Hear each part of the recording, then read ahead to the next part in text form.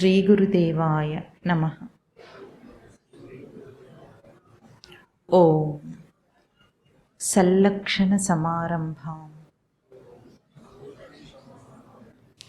చిదానందేతి మధ్యమాం అస్మదాచార్య పర్యంతం వందే గురు పరంపరాం. ఓం గీతామృత మహోదధయే నమః. ఓం గీతామృత ఆస్వాద ఆనందాయ నమః.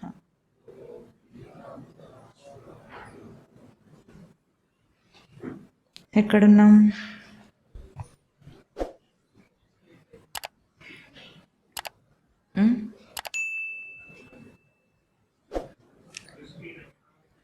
రెండో అధ్యాయం 69వ శ్లోకం.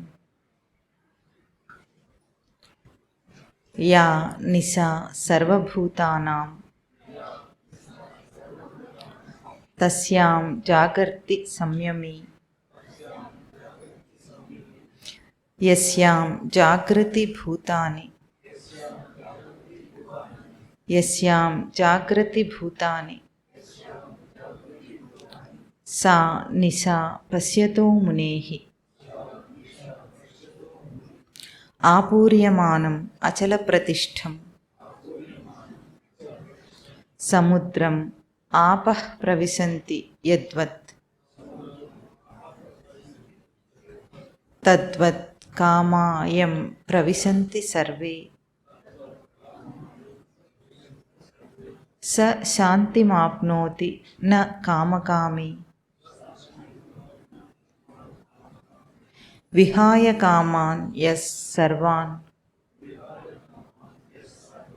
పుమాంశ్చరతి నిస్పృహః నిర్మమో నిరహంకారః స శాంతిమధిగచ్చతి. ఏషా బ్రాహ్మీ స్థితిః పార్థ నైనాం ప్రాప్య విముహ్యతి స్థిత్వాస్యాం అంతకాలేపి బ్రహ్మనిర్వాణం రుచ్ఛతి. ఓం తత్ సత్. ఇతి శ్రీమహాభారతే భీష్మపర్వణి శ్రీమద్భగవద్గీతాసు ఉపనిషత్సు బ్రహ్మవిద్యాయాం యోగశాస్త్రే శ్రీకృష్ణార్జున సంవాదే సాంఖ్యయోగో నామ ద్వితీయోధ్యాయః. ఓం తత్సతట.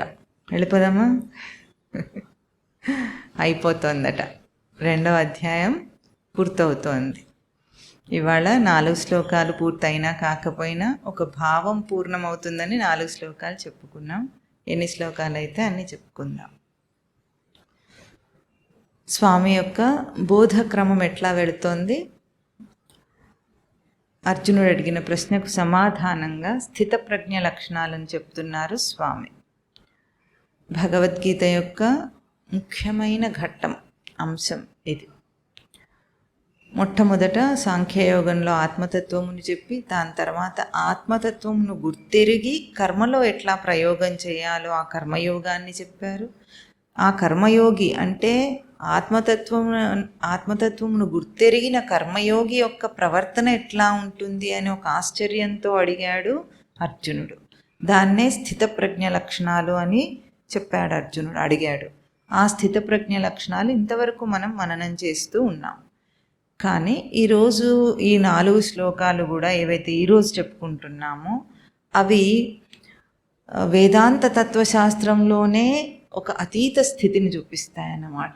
శాస్త్రాలన్నిటికీ ఉన్న ఒక అతీత స్థితి ఏది ఉంటుందో ఆ తత్వశాస్త్రం యొక్క అతీత స్థితిని నువ్వు పక్కన కూర్చో. ఈరోజు 4 శ్లోకాలు వ్యక్తం చేస్తున్నాయి. అంటే కేవలం స్థితప్రజ్ఞత కాదు, అతీత స్థితి. ఎట్లా జీవుడు జీవభావాన్ని అతిక్రమించి ప్రవర్తిస్తాడో ఆ స్థితిని చూపిస్తున్నాయి ఈరోజు శ్లోకాలు చాలా గొప్ప విశేషమైన శ్లోకాలు ఇవన్నీ కూడా. ఆ స్థితిని మనమందరము ఒక సిద్ధస్థితిలో ఉన్నారో, సాధన స్థితిలో ఉన్నారో, ఏ స్థితిలో ఉన్నవాళ్ళైనా సరే, ఆధ్యాత్మిక రంగంలో ఉన్నవాళ్ళు తనకెట్లా అన్వయం అవుతోంది ఈ బోధ అనేది ఎంచి చూసుకోవటం చాలా ముఖ్యమైన విషయం. ఏదైనా సరే ఒక విషయం తెలిసింది లోకంలో, మంచి విషయం అంటే అది నాకెట్లా ఉపయోగపడుతుంది అనే బుద్ధి ఉండాలి మనిషికి. లోకంలో డబ్బు మీద ఆశ ఉన్నవాడు ఎట్లా ఉంటాడు? నాకెట్లా డబ్బు వస్తుంది అని ఆలోచిస్తుంటాడా? నాకేం లాభం అని ప్రతిసారి ఆలోచిస్తుంటాడు డబ్బు విషయంలో ఆసక్తి ఉన్నవాడు.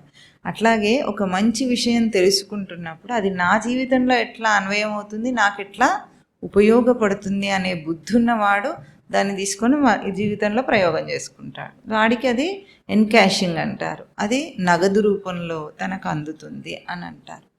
అట్లాగే ఈరోజు శ్లోకాలు మనకు ఎట్లా అన్వయం అవుతాయో మననం చేద్దాం. స్వామి ఏమంటున్నారు? యా నిశా సర్వభూతానాం తస్యాం జాగర్తి సంయమి యస్యాం జాగ్రతి భూతాని సా నిశా పశ్యతో మునేహి. అంటే ఏమిటంటే, యా సర్వభూతానాం నిశా తస్యాం సంయమి జాగర్తి.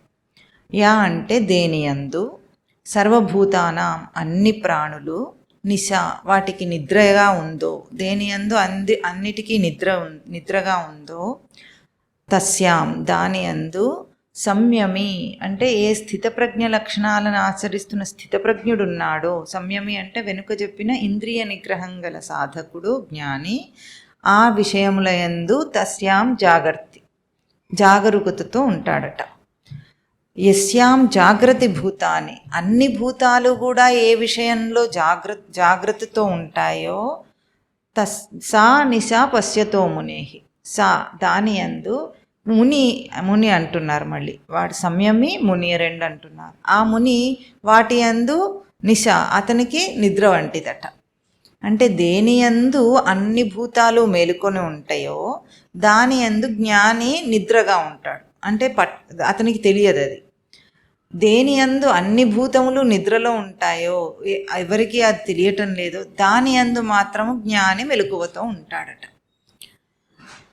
అంటే దీని అర్థం పైన తీసుకుంటే అందరు పడుకున్నప్పుడు ఆయన మేలుకొని ఉంటాడు, ఆయన మేలుకొని ఉన్నప్పుడు అందరు పడుకొని ఉంటారని కాదు. అందరు పడుకుంటే ఆయన మేలుకొని, ఆయన మేలుకుంటే అందరు మేలుకుంటే ఆయన పడుకుంటాడని అర్థం కాదు. రాత్రులు పూట నిద్రపోకుండా నిద్రలేమి రోగం వచ్చిందని ఆయనకు అర్థం కాదు. అక్కడ నిద్ర జాగరణ భౌతిక అర్థం పోల్చి కాదు. అంటే భౌతికం అంటే మనం పగటిపూట జాగరణ ఉంటాం, అంటే మేలుకొని ఉంటాం, రాత్రిపూట నిద్రపోతాం, పడుకుంటాం. ఇక్కడ భౌతికమైన దేహంతో పడుకోవటం మేలుకోవటం గురించి చెప్పటం లేదు. ఏ విషయమునందు మెలకువతో ఉంటాడు, ఏ విషయమునందు నిద్రపోతూ ఉంటాడు అని అర్థం అనమాట. అంటే ఏ విషయము మెలకుతో ఉండటం అంటే ఏమిటి? మెలకు అవస్థలో మనకేమవుతుంది, మనకు అన్నీ కూడా తెలుస్తూ ఉంటాయి, ఏం జరుగుతుందో తెలుస్తూ ఉంటుంది. అదే కదా మెలకువ స్థితి అంటే. మనకి ఇప్పుడు అంతా స్పష్టంగా తెలుస్తుంది. నిద్రలో అన్నీ ఉంటాయి కానీ మనకేది తెలియదు, దాన్ని నిద్ర అంటాం. మెలకువ స్థితి అంటే అన్నీ స్పష్టంగా తెలియటం, దేని యందు స్పష్టంగా తెలుస్తుందో అని అర్థం అన్నమాట. అయితే అన్ని భూతాలు దేని యందు మెలకువతో ఉంటాయండి?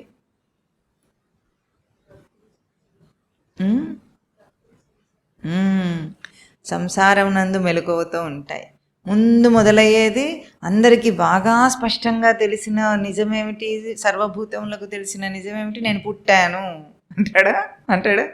నాకు పుట్టినరోజు నేను పుట్టాను అంటాడా?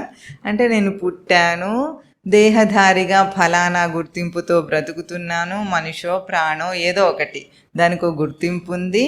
ఈ దేహంతో నేను జీవించి తర్వాత దేహం విడిచిపోతాను. ఈ సంసారం అంటాం. అంటే పుట్టడం చావటం అనే ఈ సంసారం మీద అన్ని ప్రాణులకు స్పష్టత ఉందా లేదా? అసలేమన్నా డౌట్ ఉందా ఇందులో? ఏం లేదు, సందేహం లేకుండా స్పష్టత ఉంది. దీని అందరూ మెలకువతో ఉన్నారు, అంతేనా? ఇంకా ఇది భౌతిక స్థితిగతులను బట్టిన మెలకువ. ఇంకా మెలకువతో దేంట్లో ఉంటారు? డబ్బు, హోదా, పరపతి, ఇంకా దేన్ని ఆధారం చేసుకొని ఈ లోకంలో బ్రతుకుతుంటారంటే మానసిక స్థితి ఎట్లా మెలకువ ఉంటుంది వీళ్ళకంటే అన్ని భూతాలకు కూడా ఎట్లా మెలకువ ఉంటుంది? 5 ఇంద్రియాల చేత మనస్సులో కలిగిన అన్ని కోరికలను తీర్చుకోవటంలో ఎడతెగకుండా బిజీగా ఉంటాడు. ఎట్లా ఉంటాడు? బిజీ. ఇంగ్లీష్లో అయితే బిజీగా ఉంటాడు, తీరిక లేకుండా ఉంటాడు. ఇందులో అందరూ మెలకువతోనే ఉన్నారా? ఎంత టైం ఉంటుంది మనకు? అంత 24 గంటలు రోజులో ఇచ్చినా సరే, 365 రోజులు సంవత్సరానికి ఇచ్చి 100 ఏళ్ళ ఆయుష్ ప్రమాణం ఇచ్చినా సరే చచ్చిపోయేదాకా అందరూ నేను బిజీ అంటాడు. అంటే కోరికలు తీర్చుకోవటంలో ఎంత జాగ్రత్త ఉంది. అందరూ ఇది ఇంత అవలీలగా చేస్తున్నారంటే ఎంత స్పష్టత ఉందో చూడండి. అందులో ఉందా లేదా? పుట్టింది దానికోసమే అన్నట్టు నిశ్చయం చేసుకొని. ఇంకా ఎట్లా ఉంటుంది? లోకంలో సుఖం ఉంది అన్న దాని మీద అందరికీ స్పష్టత ఉందా? అనుమానం ఉందా? ఎవరికైనా అనుమానం వచ్చింది ఎంతవరకు లోకంలో సుఖం ఉందా లేదా అని? అనుమానమే లేదు. లోకంలో సుఖం ఉంది అని అనేసుకున్నాడు, అజ్యూమ్ చేసుకుంటాడు. అనుకొని ఇంకా దాని మీద పడుతూ ఉంటాడు. అంతేనా? దీంట్లో అన్ని ప్రాణులు సమానంగా మెలకువ స్థితిలో జాగరూకంగా తెలిసే ఉన్నాయి. అన్ని ప్రాణులు దేని యందు నిద్రతో ఉన్నాయి. ఇంకా ఈ మెలకువతో ఉన్న ఈ డబ్బు సంపాదించడంలో ఇంకొక అంతస్తు ఎదిగితే ఇంకా ఎందులో మెలకువగా ఉంటారంటే చాలా సహజంగా ఏది ఉంటుంది అందరికంటే అబద్ధం ఆడటం, అసత్యాన్ని ఆశ్రయించి ఇవన్నీ సాధించాలి. అవునా కదా? చెప్పండి. లోకంలో బ్రతకాలంటే అబద్ధం ఆడకుండా ఉంటాడు ఎవరన్నా? చిన్న అబద్ధం చెప్పాలంటే ఎవరికైనా బెరుకుంటుందా? అవలీలగా ఆడేస్తాడు. ఏముంది? ఏది చిన్న నుండి పెద్దది ఏదైనా సరే అవలీలగా ఆడమంటే ఆడేస్తాడు. కపటం, మోసం, ఈర్ష్య, అసూయ, ద్వేషం ఇవన్నీ ఏమన్నా కష్టంగా ఉంటాయి ఆవిడికి? ఇట్లాగే కదా లోకం ఉంటుంది అంటాడు. ఎట్లా అంటాడు? సింపుల్. ఇట్లాగే క్యాజువల్గా ఇట్లాగే కదా లోకం అంతా బ్రతుకుతుందన్నంత స్పష్టతతో సహజంగా బ్రతుకుతుంటాడు మనిషి. అన్ని ప్రాణులు కూడా, అన్ని ప్రాణులు అది చేసినా పర్వాలేదు, మనిషి కూడా అదేగా చేస్తుంటాడు. ఏముంది ఇందులో అనుకుంటాడు. ఇవన్నిట్లో ఈ అన్ని విషయాల్లో అన్ని ప్రాణులు ఎట్లా ఉంటాయి? జాగరూకంగా. చెప్పండి. మెలకువతో ఉంటాయి అంటే బాగా తెలిసి ఉంటాయి అన్నమాట. ఇవన్నీ చేయటంలో ఆరితేరిపోయారు జనాలందరూ. ఇప్పుడు దేని యందు వీళ్ళకి నిద్ర ఉంది? నిద్ర ఉండటం అంటే తెలియకపోవటం. నిద్ర అంటే ఏమిటి? మనకు తెలియకపోవటమే కదా. నిద్రలో మనకి ఏది తెలియదు, అది తెలియకపోవటాన్ని నిద్ర. ఇప్పుడు దేని యందు అన్ని భూతములకు అస్పష్టత ఉంది, నిద్ర ఉంది చెప్పగలరా? ఆత్మతత్వమునందు పూర్తి అస్పష్టత అంటే ఏమిటో తెలియదు వాళ్ళకు. ఎవరికి ఊహకు కూడా అందదు. ఉనికి అన్న పదం మనకు వాడుకలో ఉంటుంది, ఎక్కడన్నా ఉండదు. ఆధ్యాత్మికం అన్న పదం ఎక్కడుంటుంది? వార్తల్లో ఉంటుంది. ఆధ్యాత్మిక శోభ వచ్చింది అంటుంది, ఎక్కడ? గుళ్ళల్లో చెప్తుంది. అంతేనా? ఇంకెక్కడైనా తెలుస్తుందా ఎవరికైనా? ఈ రంగమే అందరికీ అపరిచయం. స్పష్టత అస్పష్టత వదిలేయండి, వాళ్ళకి అపరిచయం అంటే పరిచయమే ఉండదు అసలు వాళ్ళకి. ఎవరికి, సామాన్యులు ఎవరికి కూడా ఆత్మతత్వ విషయము అర్థం కూడా కాదు. ముందు యాక్సెప్ట్ చేయడం అంటే ఒప్పుకోవడం తర్వాత సంగతి. చెప్తే అర్థమవుతుందా? ఏమిటో వీళ్ళు ప్రవచనాలు చెప్పుకుంటూ ఉంటారు. ఉదాహరణకి ఈ ఫ్యాక్టరీలో ఎంతమంది ఉన్నారు? ఇప్పుడు కొన్ని వేల మంది ఉన్నారు. ఈ వేల మంది అందరికీ కూడా తెలిసి ఇక్కడ ప్రవచనం జరుగుతుంది. వాళ్ళు ఏమనుకుంటారు? ఏమిటో వాళ్ళు వస్తూ ఉంటారు, ప్రవచనం చెప్పుకుంటారు, కొంతమంది వెళ్ళొస్తూ ఉంటారు, సచ్చిదానందం సచ్చిదానందం అంటూ ఉంటారు మధ్యలో. అదేమిటో తెలియదు, ఎట్లా ఉంటుందో తెలియదు, ఏమో వాళ్ళ పిచ్చి వాళ్ళకి ఆనందం అనుకుంటారు. అంతేనా? అంటే వాళ్ళకి అవగాహన కాదు కదా, వాళ్ళకి అర్థం కూడా కాదు అసలు ఏంటి ఏమిటి అని. దూరంగా ఉంటుంటారనమాట. అంటి ముట్టని అగ్రహారం అనే సామెత విన్నారా? అట్లా మనకు కాదు అన్నట్టుగా అంటకుండా ఉంటుంటారనమాట. దీని యందు పూర్తి నిద్ర, స్వరూపమునందు నిద్ర. ఏదో ఆధ్యాత్మికత కాదు, తన యందు తనకే, తన స్వరూపమునందు తనకే నిద్ర, తన ధర్మమునందు తనకు నిద్ర, భగవంతుని యందు నిద్ర, భక్తి యందు నిద్ర, అన్నిట్లో నిద్రనే వీడికి. ఇప్పుడు సామాన్య స్థితి ఇట్లా ఉంటేనట, ఇక్కడ ఏం చెప్తున్నారు? దేని యందు సంసారి అంటే ఒక సామాన్యుడు మెలకువతో ఉంటాడో, సర్వభూతాలు మెలకువతో ఉంటాడు, దాని యందు జ్ఞానికి నిద్రయట. అంటే జ్ఞానికి నిద్ర అంటే అర్థం ఏమిటి? జ్ఞానికి తెలియటం లేదంటే దేహం తెలియటం లేదు, పుట్టుక తెలియటం లేదని కాదు. ఆయనకి ఎట్లా ఉంది? ఇదంతా పుట్టటము, దేహంతో జీవించటము, మళ్ళీ దేహం విడిచిపోవటము, ఈ సంసారంలో కోరికలు తీర్చుకునే మనస్సు, ఇంద్రియాలు, ఇవన్నీ ఆయనకి ఎట్లా ఉన్నాయి? అసత్యం. తెలియకపోవటం అంటే స్పృహ లేకుండా ఉన్నాడని అర్థం కాదు. ఇవి అసత్యం అని తెలుస్తున్నాయి. వాడికి ఏం తెలిసినాయి? సత్యం అని తెలుస్తున్నాయి. అతనికి అసత్యం లేదు. అతనికి జగత్ ఇట్లా లేదు. ఈ కపటాలు, మోసాలు ఇవన్నీ చేయటం అనేది అతని రంగంలోనే లేదు. దాని యందు తనకు నిద్ర ఉంది. దేని యందు మెలకువ ఉంది? నేనెవరు? నా నిజస్వరూపం ఏమిటి? నేను ఎట్లా ప్రవర్తించాలి? అసలు పుట్టానంటే ఎందుకు పుట్టాను? పుట్టి నేనేం చేస్తాను? దేహం విడిచేటప్పుడు నా స్థితి ఎట్లా ఉండాలి? దేహం విడిచి నేను ఎక్కడికి వెళ్తాను? ఏమవుతాను? వీటన్నిటి యందు తనకు స్పష్టత ఉంది, తెలిసి ఉంది. ఇది పోలిక అన్నమాట. ఈ పోలిక ఎట్లా ఇక్కడ చూపిస్తున్నారు అంటే, ఒక సిద్ధస్థితి ఎట్లా ఉంటుంది అంటే, ఇప్పుడు ఉదాహరణకి లోకంలో ఒక బాగా డబ్బు సంపాదించే వాళ్ళు ఉన్నారనుకుందాం. బాగా డబ్బు ఎక్కువగా ఉంది. డబ్బు ఎక్కువగా ఉంటే వాళ్ళు ఎట్లా ఉంటారు? ఆ డబ్బును రక్షించుకోవాలా వద్దా? నానా రకాల పరిరక్షణ చేయాలి దానికి, అవునా? ఆ పరిరక్షణ చేయటంలో వాళ్ళకి ఎంత తెలుస్తుంది? దీన్ని దొంగతనం చేయటము, కాజేయటము, మోసగించి మన నుండి లాక్కునే వాళ్ళు ఎట్లా ఉంటారో వీళ్ళకి బాగా తెలుస్తుంది. ఎందుకంటే వీడికి డబ్బు ఉంది కాబట్టి ఆ జాగరూకత ఉంటుంది. ఎట్లా రక్షించుకోవాలి, దీన్ని మోసగాళ్ల నుండి రక్షించుకోవాలి, గవర్నమెంట్కి ట్యాక్సులు కట్టడం నుండి రక్షించుకోవాలి, ఎన్ని రకాలుగా దీన్ని చేసుకోవాలి, ఇవన్నీ తెలుసు. అదే సమయంలో ఇది రక్షించుకోవటమే కాకుండా దీనికి ఎక్కడి నుండి అపాయం ఉంది, ఎవరి వల్ల అపాయం ఉంది అనే అదంతా కూడా తెలుస్తుంది. ఇప్పుడు ఆ వ్యవస్థ, ఈ వ్యవస్థ రెండూ తెలిసింది దేనివల్ల? తనకి డబ్బు ఉండడం వల్ల. డబ్బే లేకపోతే ఎట్లా రక్షించుకోవాలో తెలుసుకోవడం అతనికి తెలియదు. ఎట్లా దాన్ని సేఫ్ గార్డ్ చేసుకోవాలో తెలియదు. మళ్ళీ ఎవరెవరు మోసం చేస్తారు, ఎట్లా మోసాలు చేస్తారని తెలుస్తుందా ఏమన్నా? ఏమీ అర్థం కావు. అసలు అర్థం కావు అవి.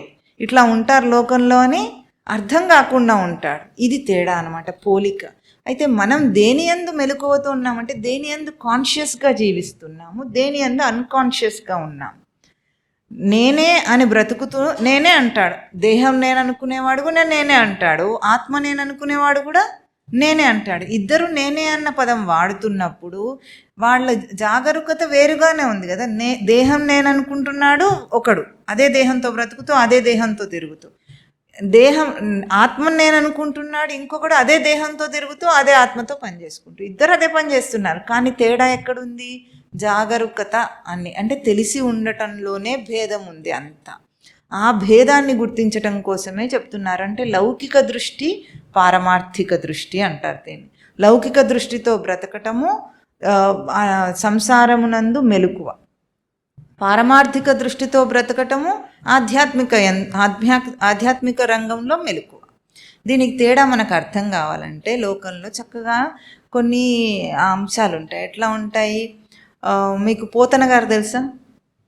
పోతన పేరు విన్నారా? భాగవతం రచించింది పోతన, బొమ్మెర పోతన గారు పేరు విన్నారా? ఆయన బావమరిది శ్రీనాథుడు, శ్రీనాథ కవి సార్వభౌముడు అనే పేరు విన్నారా ఎప్పుడైనా?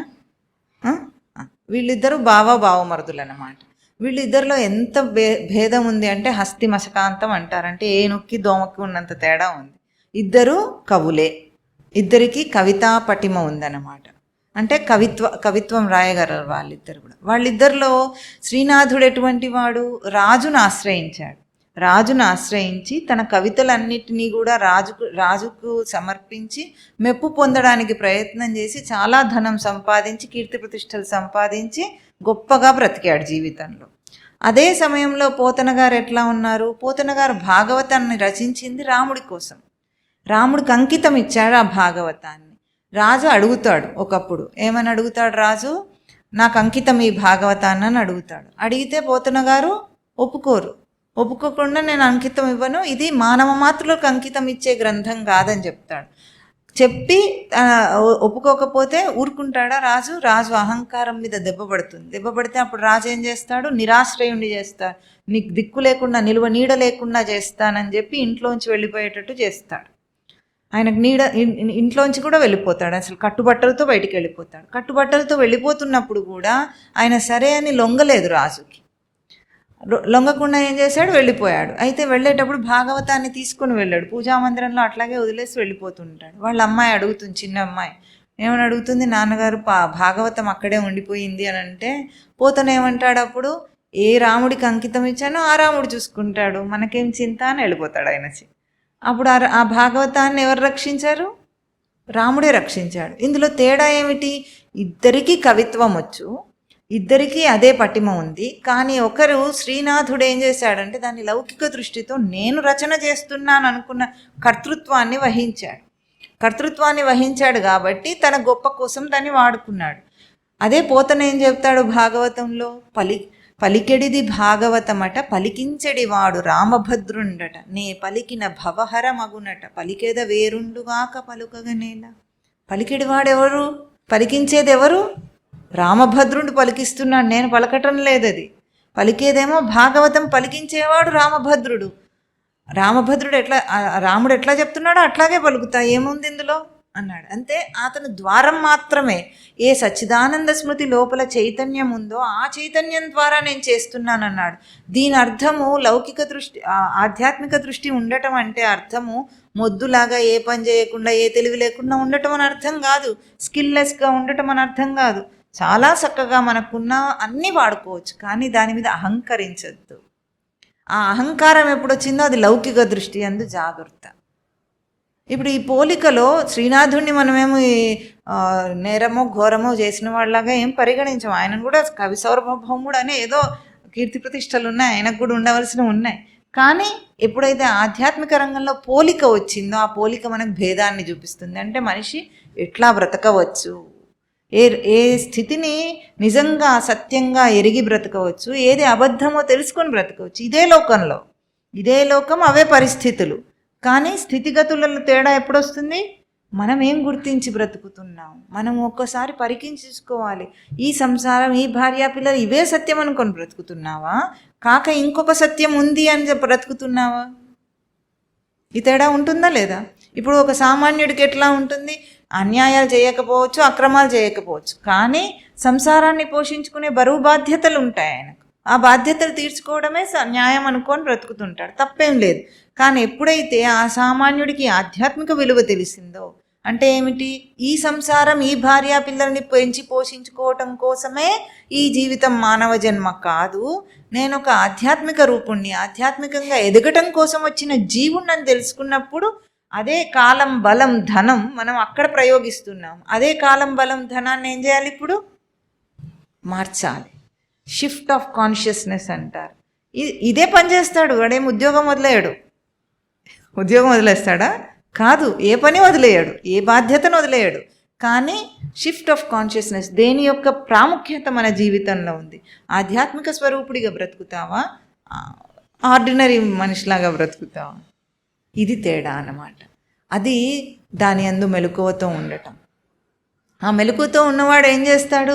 ప్రతి విషయాన్ని కూడా ఆధ్యాత్మిక ఎదుగుదల కోసమే ఉపయోగించుకుంటాడు. దాన్ని సంసారంలో వచ్చే చిన్న చిన్న విషయాలతో సహా, పెద్ద పెద్ద బాధ్యతలతో సహా అన్నీ కూడా నా స్థిరత్వాన్ని నేను చూసుకోవడానికి నాకు ఆధ్యాత్మికమైన అవకాశం ఇదని చూసుకుంటూ ఉంటాడు. చాలా గొప్ప విశేషం. దీనికి పేదరికంలోనే బ్రతకాల్సిన అవసరం లేదు.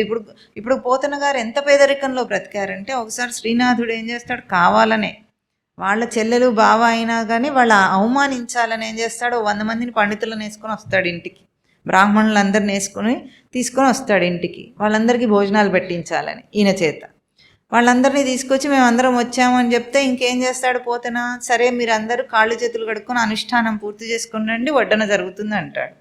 అక్కడ పక్కన భార్య ఉంటుంది, ఇంట్లో ఒక బియ్యపు గింజ కూడా లేదు వాళ్ళకు, అంత కటిక పేదరికంలో ఉన్నాడు. అయినా సరే ఏం చింతపడలేదు, ఆయన ఏం టెన్షన్ పడలేదు. కాస్త భార్య టెన్షన్ పడుతుంది కానీ ఆయన ఏం టెన్షన్ పడాడు. ఆయన ఏం చేస్తాడు, చక్కగా సైలెంట్గా వెళ్ళి పూజా మందిరంలో కూర్చొని భగవంతుని ఆరాధన చేసుకుంటాడు, రాముణ్ణి. ఏమని? ఈ కష్టం నుండి తప్పించమని అడగడు. సామాన్యంగా ఆయన చేసుకునే భగవద్ ఆరాధన, రాముని ఆరాధన చేసుకుంటూ ఉంటాడు అంతే. ఇది కష్టం వచ్చింది, నన్ను కష్టం నుండి తప్పించు, ఇంత మాత్రం స్పృహ కూడా ఆయనకు లేదు. అప్పుడు ఏమవుతుంది, ఒక మ్యాజిక్ జరుగుతుంది. అన్నపూర్ణాదేవి మొత్తం అంతా గిన్నెలన్నీ నిండిపోయేటట్టుగా, ఇల్లంతా అన్ని పంచభక్ష్య పరమాన్నాలన్నీ నిండిపోయి అక్షయ పాత్రలు వస్తాయి. అక్షయం అంటే ఎంత వడ్డించినా కానీ తరగకుండా అందులోంచి వస్తూనే ఉంటుంది, అయిపోకుండా. అది జరిగింది. ఇప్పుడు ఏమిటి, అక్కడ చింత భారం మోయలేదు ఆయన. చింత అక్కర్లేదు. సామాన్యుడు ఎట్లా ఉంటాడు? అన్నీ తనే మోస్తున్నట్టు భారంతో చింతపడుతూ ఉంటాడు. ఇది తేడా అన్నమాట. గ్రహింపుతో జీవిస్తున్నాము, ఏ గ్రహింపుతో రేపెట్లా నా జీవితం ఎట్లా అనే ఈ చింతలు, దీని యందు జాగరూకత మనకు అక్కర్లేదు. బ్రతుకుతాం అదే జన్మ, కానీ అంత చింతపడాల్సిన ఏమైనా ఉందా? చింతపడి ఏమైనా సాధిస్తారా చెప్పండి? చింతపడటం ఎట్లా ఉంటుందో చెప్పమంటారా? ట్రైన్లో వెళ్తున్నారట. ట్రైన్లో వెళ్తూ తన లగేజ్ అంతా తన నెత్తి మీద పెట్టుకున్నట్ట. రైలుకి ఎందుకులే భారం అని,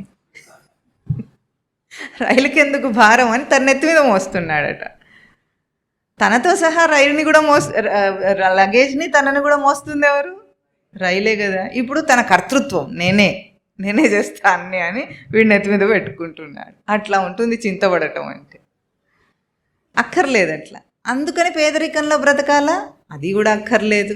డబ్బు ఉందా లేదా దీంతో వైరాగ్య భావానికి ఎటువంటి సంబంధం లేదు. దీనికి ఒక మంచి వేదాంతంలో ఒక కథ ఉంటుంది.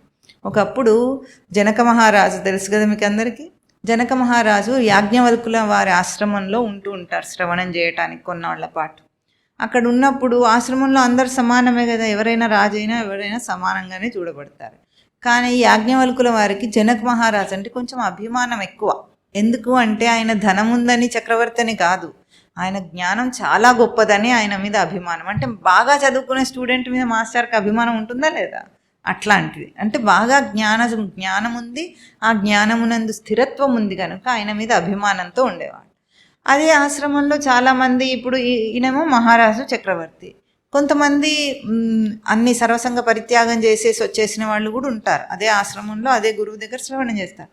వాళ్ళందరికీ అనిపించేదట, ఏమంత గొప్పతనం ఉంది జనక మహారాజుకి, పట్టుబట్టలు కట్టుకుంటాడు, వైభోగంగా బ్రతుకుతుంటాడు, ఇంత రాజ్యభారము, ఇంత వ్యవహారాలు చేస్తుంటాడు, ఈయన మీద ఇంత జ్ఞానమేముంది ఈయనకు, మేము చూడు మాకేముంది, మాకు గోచి కూడా తప్ప ఇంకేం లేదు, సర్వసంగ పరిత్యాగం చేశాము, ఆయన జ్ఞానం గొప్పదా మా జ్ఞానం గొప్పదా అన్నట్టుగా వాళ్ళకు ఒక భావం ఉండేదట. అప్పుడు యాజ్ఞవల్కుల వారు ఒక లీల రచన చేశారు వీళ్ళందరికీ బుద్ధి రావాలని. ఏం చేశారంటే, ఒకసారి అందరూ కూర్చొని శ్రవణం చేస్తున్నారు, ప్రవచనం జరుగుతోందట. గబుక్కున ఒక రాజభటుడు వచ్చేసి మిథిలా నగరం అంతా దహించుకుపోతుంది, కాలిపోతుంది, మన ఆశ్రమం కూడా కాలిపోతుందని చెప్పేశాడట. చెప్పగానే ఈ బ్రహ్మచారులందరూ ఉన్నారు కదా సర్వసంగ పరిత్యాగులు, వాళ్ళు గబ పరిగెత్తారట. ఎక్కడికి? చెట్టు కింద గోచిగుడ్డలు ఆరేస్తున్నాయి, అవి తీసుకుందామని. వాళ్ళకున్నవి 2 గోచీలు, ఒకటి ఒంటి మీద ఒకటి దండం మీద. ఆ దండం మీద ఉన్న గోచిగుడ్డల కోసం పరిగెత్తుకొని పోయారట. పరిగెత్తుకుపోయి వచ్చిన తర్వాత ఏమిటయ్యా ఇట్లా అంటే, మాకున్నాయి 2 గోచిగుడ్డలు గురుదేవా, రేపటికి గోచిగుడ్డ ఉన్నదో అది కాలిపోతే అన్నారట. అక్కడ పక్కనే జనక మహారాజు ఎట్లా కూర్చున్నాడు? కూల్గా కూర్చొని ఉన్నాడు. ఏమంటాడు ఆయన? మిథిలా దహ్యమానం నమే కించిత్ దహ్య, మిథిలా నగరం కాలిపోతే నాకేమైంది ఇప్పుడు అన్నాడట. అంటే డబ్బు ఉండటము, ఐశ్వర్యం ఉండటము, వీటితో సంబంధం ఏమీ లేదు వైరాగ్యానికి. నేను నాది అన్న స్వార్థం రావటానికి ఒక్క గోచి కూడా చాలు. దాని మీద కూడా మమకారం వచ్చేస్తుంది.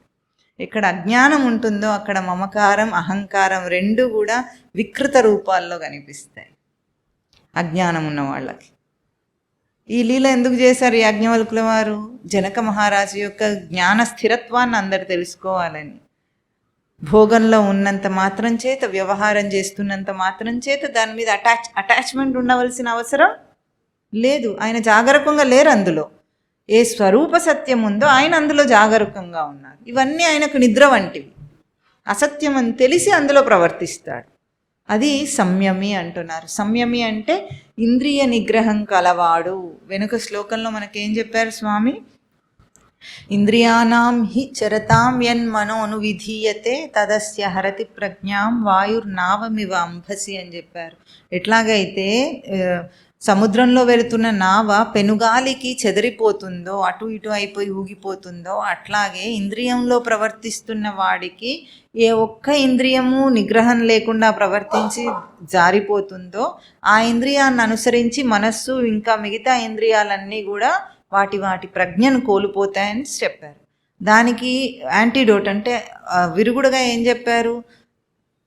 తస్మాత్ యస్య మహాబాహో నిగృహీతాని సర్వశః ఇంద్రియాని ఇంద్రియార్థేభ్యః తస్య ప్రజ్ఞా ప్రతిష్ఠిత అన్నారు. ఎవరైతే అన్ని ఇంద్రియార్థముల నుండి ఇంద్రియములను రక్షించుకుంటారో నిగ్రహించుకుంటాడో వాడి ప్రజ్ఞ ప్రతిష్ఠిత. ఆ ఇంద్రియాలను నిగ్రహించుకున్న అతన్ని ఇక్కడ ఏమంటున్నారు? సంయమి అంటున్నారు. అంటే ఇంద్రియం నిగ్రహం గల ముని అని అర్థం. ముని అంటే మననశీలుడు అని అర్థం అన్నమాట. తర్వాత ఏం చెప్తున్నారు ఇప్పుడు స్వామి అంటే, ఆపూర్యమానం అచల ప్రతిష్టం సముద్రం ఆపః ప్రవిశంతి యద్వత్ తద్వత్ కామాయం ప్రవిశంతి సర్వే స శాంతిమాప్నోతి న కామకామి అంటున్నారు. అంటే ఒక ఉపమానం చూపిస్తున్నారు. మంచి ఉపమానం ఏమిటంటే, ఒక సముద్రం అట. సముద్రం ఎట్లా ఉంటుంది? నిండుగా ఉంటుందా? నీరుతో కొంచెం వెల్తిగా ఉంటుందా? నిండుగా ఉంటుంది. నిండుగా ఉన్న సముద్రంలోకిట అనేక దిశల నుండి అనేక నదుల నీరన్నీ వచ్చి చేరుతున్నాయట. అన్నీ చేరుతున్నప్పుడు ఇదేమి పొంగి పొర్లిపోవటం లేదు, చలించటం లేదట. స్థిరంగా అట్లాగే ఉంటుంది. ముందెంత గంభీరంగా ఉందో ఇప్పుడు కూడా అంతే గంభీరంగా స్థిరంగా ఉంది. కానీ నదుల నీరు వచ్చి చేరినందువల్ల ఇది చలించిపోవటం లేదు అని ఒక ఉపమానం చూపించారు. అట్లాగే ఇక్కడ జ్ఞానికట అన్ని కామములు కూడా తనను వచ్చి చేరుకుంటాయట. అన్ని కామములు అంటే కోరికలు. అన్ని కోరికలు తనను వచ్చి చేరేసుకుంటాయట. అంత బాగుంది కదా. ఇంకేం అన్ని కోరికలు తీరిపోతే చక్కగా అనుభవించవచ్చని అనుకుంటున్నారా? పూర్ణకాముడు అంటారు వాడిని. పూర్ణకాముడు అని మన వెంకటేశ్వర సుప్రభాతంలో వెంకటేశ్వర స్వామిని కూడా పూర్ణకాముడు అంటారు. పూర్ణకాముడు అంటే కామములతో నిండిపోయిన వాడని అర్థం కాదు. కామములన్నీ పూర్ణమైపోయినవాడు, అయిపోయినాయి, అవన్నీ ఇంకా అతనికి లేవు. ఆ స్థితిని చెప్తున్నారు ఇక్కడ జ్ఞానికి కూడా. తద్వత్ కామాయం ప్రవిశంతి సర్వే స శాంతిమాప్నోతి న కామకామి. అటువంటి వాడు ఎవరైతే ఇంద్రియాలను నిగ్రహించి స్థిరంగా ఉన్నాడో అతన్ని అన్ని కామములు వచ్చి చేరినా కూడా ఆయన చలించడు, అతను శాంతిని పొందుతాడట. నా కామకామి. కామకామి అంటే కామముల వెంట పరిగెత్తే కామస్వరూపుడు, కోరికల వెంట పరిగెత్తే కోరిక స్వరూపుడు అంటున్నాడు స్వామి. ఆ కోరికలు ఎన్నెన్ని విషయాల్లో ఎన్నెన్ని కోరికలు తీర్చుకున్నాం ఇప్పటికి మనం చెప్పండి. పుట్టిన ప్రతి కోరికను తీర్చుకోవడానికి కదా ప్రయత్నం చేస్తాడు మనిషి. తీరిందో లేదో తర్వాత సంగతి, కానీ ప్రయత్నం అయితే వచ్చిన ప్రతి కోరికను తీర్చుకునే ప్రయత్నమే చేస్తున్నాడు. కామకామి అయ్యాడు వాడు. అంటే కోరిక పుట్టింది, కోరిక తన స్వరూపమే కోరిక అన్నట్టుగా పరిగెత్తుతాడు, దాని వెంట పరిగెత్తుతాడు. వాడికి శాంతి లేదట. కానీ అన్నీ నిగ్రహించిన వాడికి కోరికలన్నీ విలీనమైపోతాయట తన లోపల. ఇది చాలా గొప్ప విశేషం. ఎట్లా ఉంటుంది అంటే ఏది తెలుసుకుంటే ఇహపరలోకాల్లో ఇంకా తెలుసుకోవాల్సింది ఏమీ ఉండదు. వాడు ఆర్తి తీరిపోతుంది, కోరికలన్నీ తీరిపోతాయి. దేంతో తీరిపోతాయి? అసలు కోరికకు స్థానమే చెప్పండి. కోరికకు స్థానం ఏది? మనస్సు. అవునా? మనస్సులో కోరిక పుట్టితే మనం దాని వెంట పరిగెత్తుతున్నాం. ఎందుకు పరిగెత్తుతున్నాం? కోరిక అంటే దాని అర్థం ఏమిటి? కోరిక అంటే కాంతో ధాతు అంటే ప్రకాశం అని అర్థం. ఇతర ప్రకాశం నందు ఎందుకు పరిగెత్తుతున్నాం? తన ప్రకాశం తనకు తెలియదు కనుక. అంటే ఒక వెల్తిని అనుభవించేటప్పుడు ఇంకొక కోరిక చేత ఈ వెల్తిని తీర్చుకునే ప్రయత్నం చేస్తాడు మనిషి. అంటే తను ఖాళీగా ఉంటే బయట దాంతో నింపుకోవాలని ప్రయత్నం చేస్తాడు, పరిగెత్తుతాడు. తను నిండైన వాడైతే పరిగెత్తడు, నిండుకుండా తొణకదు. అమ్మ మీకు తెలుసు అయితే వడ్డించిన విస్తరి అణిగి మణిగి ఉంటుంది, ఏమీ లేని విస్తరి ఎగిరెగిరి పడుతుంది, ఖాళీకుండా చప్పుడు చేస్తుంది, శబ్దం చేస్తుంది, నిండుకుండా తొనకకుండా ఉంటుంది. అట్లాగే మనిషి దేని వెంటనో పరిగెత్తుతున్నాడంటే వాడు ఖాళీకుండా వంటి వాడు. వాడికి ఏదో కావాలి కాబట్టి పరిగెత్తుతున్నాడు. ఇక్కడ అన్ని కోరికలు తీరిపోవటం అంటే తనలో వెళ్తే లేదు. వెళ్తే లేకపోతే తీరిపోయినట్టే కదా కోరికలు. ఇంకా వాడికి కోరిక పుట్టదు. ఎన్ని ఎక్కువ కోరికలు ఉన్నాయంటే అంత ఖాళీ మనిషి అని అర్థం.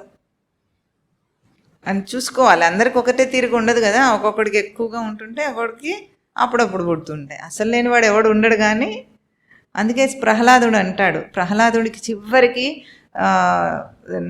నరసింహస్వామి అంటాడు, నీ మీద నాకు చాలా దయగా ఉంది, ఏదైనా ఒక వరం కోరుకో అంటాడు. నన్ను పరీక్షిస్తున్నావా స్వామి, నాకు ఇంకా ఏమైనా కోరికలు ఉన్నాయేమో అని పరీక్షిస్తున్నావా అంటాడు ప్రహ్లాదుడు. కాదు, నాకు నీ మీద చాలా దయగా ఉంది, నువ్వు ఏదో ఒకటి కోరుకో అంటే ఏమని కోరుకుంటాడు, నాకు కోరిక కలగకుండా వరం ఇవ్వు అంటాడు. ఎందుకు? కోరిక లేనివాడు నీతో సమానం, కోరిక లేనివాడు భగవంతుడితో సమానం. కాబట్టి నాకు ఇంకా కోరికలే కలగకుండా ఉండేటట్టు వరం ప్రసాదించమని అడుగుతాడు. అందుకే మానవ మాత్రుడికి కోరిక ఉండనే ఉంటుంది. కానీ ఇక్కడ జ్ఞాని, సంయమి అయిన జ్ఞానికి ఎట్లా ఉంటుంది? లౌకిక కోరికయే కాదు, ఆధ్యాత్మికమైన కోరిక కూడా లేదు వాడికి. ఇంకా ఆధ్యాత్మికమైన కోరిక ఏమిటి? తానేదో సాధన చేయాలని, ఎదగాలని, ఎదిగిన దాన్ని అందరికీ చెప్పాలని, ఎవరినో ఉద్ధరించాలని ఎన్నో ఉంటాయి లోకంలో. అవన్నీ ఏవి లేవు ఇంకా అతనికి. ఎందుకు? తనలో తానే నిండైన స్వరూపం కాబట్టి అన్నిటినీ అవన్నీ.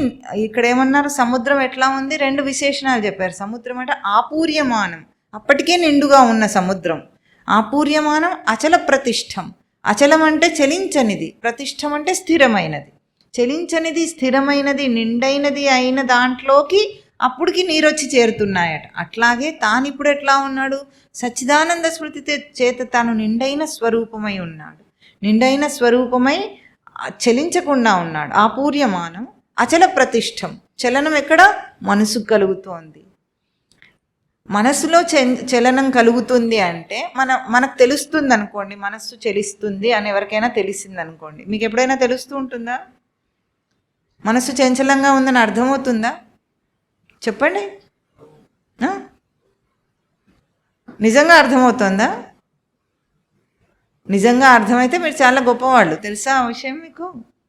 మనస్సు చంచలంగా ఉంది అని తెలుసుకోగలిగాడంటే వాడు మనసు స్థానంలో లేడు, మనస్సు కంటే పై స్థానంలో ఉంటే నా మనస్సు చంచలంగా ఉంది అంటున్నాడు.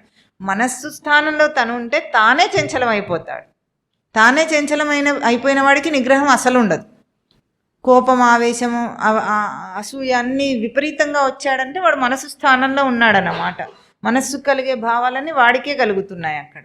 కానీ అట్లా కాకుండా నా మనస్సు స్థిరంగా లేదు అని కొంచెం దాని మీద విచారించగలుగుతున్నాడంటే వాడు మనస్సు కంటే పైన ఉన్నాడని అర్థం. వాడికి తెలుస్తుంది మనస్సు అంటే తనకంటే వేరైనది, తన మనస్సు చంచలంగా ఉందని తెలుస్తుంది. ఇప్పుడు ఇక్కడ ఏమంటున్నారు? జ్ఞానికి కూడా తెలుస్తాయి. జన్మ, మృత్యు, జరా, వ్యాధి, దుఃఖ, దోష అనుదర్శనం. అంటే దేహానికి జన్మ ఉంది, జర అంటే ముసలితనం ఉంది, వ్యాధులు ఉన్నాయి, మరణం ఉంది. ఈ 4 అన్నిటికీ దేహానికి ఉన్నాయా లేదా? సామాన్యుడు ఏముంది? ఈ దేహమే నేననుకున్నందువల్ల ఈ 4 వచ్చి వాడిని చెలింపజేస్తున్నాయి. జ్ఞానికి కూడా ఇవన్నీ ఉంటాయి, ఉండవా? జ్ఞాని దేహం ఏమైనా బాగుంటుంది అనుకో, ముసలితనం రాదా జ్ఞాని దేహానికి? గ్యారెంటీగా వస్తుంది. అన్ని రకాల ముసలితనానికి వచ్చే అనుభవాలన్నీ జ్ఞాని దేహంతో కూడా జ్ఞానికి వస్తూనే ఉంటాయి. రోగం రాదా? జ్ఞానులకి వస్తుంది, దేహానికి రోగం వస్తూనే ఉంటుంది. మరణం రాదా? వస్తుంది, అది కూడా వస్తుంది. అయితే ఇప్పుడు ఏమనుకుంటాడు సామాన్యుడేమో నాకు వస్తుంది అంటున్నాడు, జ్ఞాని ఏమంటాడు? దేహానికి వస్తుంది అంటాడు. దేహానికి వస్తుంది అనేటప్పటికి నాకేం కాలేదు, ఇంకా నేను ఎట్లా ఉన్నా నాకేం కాదు. పక్క దేహానికి ఇప్పుడు పక్కవాడికి వచ్చింది అనుకున్నాం. బాగా ఇష్టమైన తల్లిదండ్రులు ఉన్నారనుకోండి, తల్లిదండ్రులకే ముసలితనం వస్తుంది, తల్లిదండ్రులకు రోగం కూడా వస్తుంది, అన్నీ చూస్తుంటాడు. కొంచెం బాధగా కూడా ఉంటుంది, ఉండదేమిటి? మనకు కూడా ఉంటుందా లేదా? ఉంటుంది. కానీ ఆ బాధ తను అనుభవిస్తాడా? తన అనుభవం తనకు వస్తుందా? రాదు. అట్లాగే జ్ఞాని తన శరీరాన్ని కూడా అన్య శరీరవత్ పశ్యతి. తన శరీరాన్ని వేరే వాళ్ళ శరీరంలాగా చూస్తుంటాడు. అట్లా చూసినప్పుడు తనకే చంచలత్వం లేదు.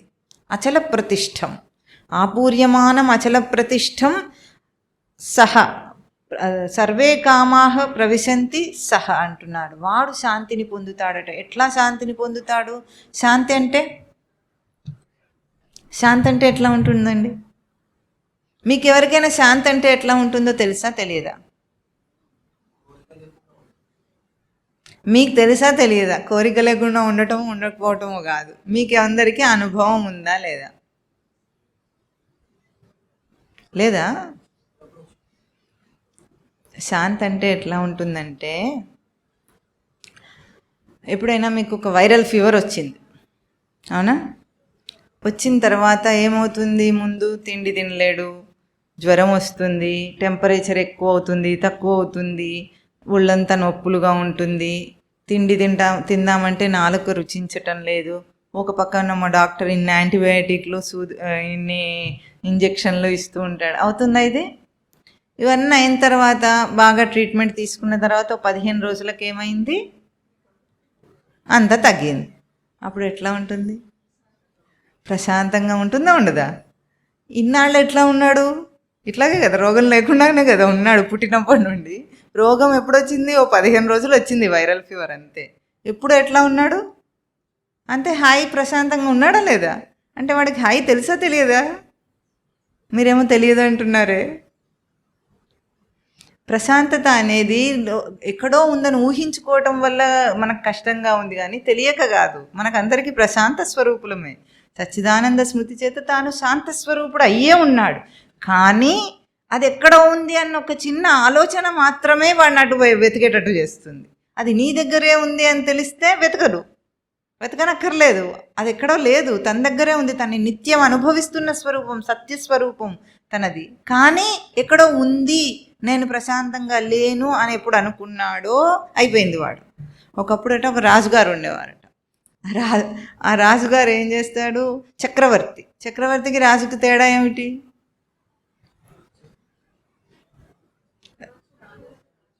రాజులకు కూడా రాజు అంటే అందరు రాజులను కూడా సామంత రాజులను చేసేసుకుంటే తను చక్రవర్తి అవుతాడు, అవునా? అటువంటి ఒక చక్రవర్తి ఉండేవాడట. ఆ చక్రవర్తి ఒకసారి ఏమైంది, ఆయనకు చక్రవర్తిగా ఉన్నా కూడా తృప్తి లేదట. ఏం చేసినా కూడా, ఎంత ధనం ఉన్నా ఎన్నున్నా అన్ని బాగానే ఉన్నాయి, పిల్లలు అన్నీ బాగానే ఉన్నాయి, ఏం కష్టాలు లేవు. అయినా కూడా సుఖం, సంతోషం, తృప్తి లేవట. లేకపోతే ఒక రాజ్యంలో చాటింపు వేయించాడట. ఏమని? నాకు సుఖం సంతోషం ఈ క్షణాన్నే తెలిసేటట్టు చేయాలి ఎవరో ఒక జ్ఞాని అని. ఇట్లా సన్యాసులు జ్ఞానులు ఎవరో ఉంటారో వెతుక్కుంటూ ఉన్నాడట. అప్పుడు ఎవరో ఇట్లాగా శ్రేయోభిలాషులు ఉంటారు కదా, మీలాంటి వాళ్ళందరూ వెళ్ళి చెప్పారు, ఒక ఊర్లో ఒక సాధువు ఉన్నాడు, చెట్టు కింద ఉంటాడు, కానీ ఆయన మీరు ఏది అడిగితే అది ఇవ్వగలడు అని చెప్పారట. అయితే సరే అని ఈయన బయలుదేరాడు. కానీ ఆయనకు కాస్త తిక్కుంది అని చెప్పారట ముందే. జ్ఞానులకు తిక్క ఉన్నట్టుగా అనిపిస్తుంది, సామాన్యులందరికీ అట్లా అనిపిస్తుంది, వాళ్ళకేం తిక్కు ఉండదు, కానీ అట్లా సామాన్య దృష్టికి తెలియదు అన్నమాట. సరే అని ఈయన ఏం చేశాడు? బయలుదేరాడు. ఏం చేశాడు? వెళ్ళేటప్పుడు ఆయన నాకు ఎంతో విలువైన శాంతిని, సుఖాన్ని ఇస్తాడు కాబట్టి నేను కూడా నా దగ్గర ఉన్న విలువైన వజ్ర వైడూర్యాలన్నీ ఆయనకి ఇస్తానని ఓ మూట కట్టుకొని తయారయ్యాడట. బయలుదేరాడు. వెళ్ళి వెతుక్కుంటూ వెళ్ళాడట. వెళ్ళేటప్పటికి చెట్టు కింద సాధువు కళ్ళు మూసుకొని కూర్చొని ఉన్నాడు. ఈయన వెళ్ళి అమాంతం సాష్టాంగ నమస్కారం చేసి, నాయన మహానుభావ, నాకు ఇప్పుడు శాంతి సుఖం కావాలన్నట్ట. ఈయన నెమ్మదిగా కళ్ళు తెరిచి, ఏం కావాలి నీకంటే? శాంతి సుఖం అన్నట్ట. ఇప్పుడే కావాలా అన్నట్ట. అవును ఇప్పుడే కావాలి. ఇప్పుడే ఇస్తే ఇప్పుడే తీసుకుంటావా? రెడీగా ఉన్నావా అన్నాడు. ఇప్పుడే తీసుకుంటాను అన్నట్ట. సరే అని అట్లాగే చూస్తూ ఉన్నట్ట. ఆ పక్కన ఇదేమిటి అని అడిగాట ఆ మూటను. అడిగితే ఆయన అన్నట్ట, మీకోసం విలువైన, అంటే మీరు నాకు శాంతి సుఖాన్ని ఇస్తారు కదా అని నేను విలువైన వజ్ర వైఢూర్యాలన్నీ తెచ్చి ఇందులో తెచ్చాను అని తీసుకొచ్చి నా సంపదాన్ని గొప్పగా చూపించాడట. సరే అట్లాగే కూర్చొని ఉన్నాడు. 2 నిమిషాలు మౌనంగా కూర్చొని ఉన్నాడట ఆ సాధు. గబుక్కుని లేచి ఆ మూట పట్టుకొని పరిగెత్తాడు. మూట తీసుకొని ఏం చేస్తున్నాడు? పరిగెత్తాడు.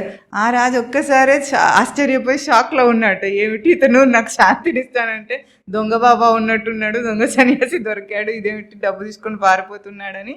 పారిపోతుంటే ఊరుకోకుండా కోపం వచ్చి ఆ సాధువు వెనుక పరిగెత్తుతున్నాడు.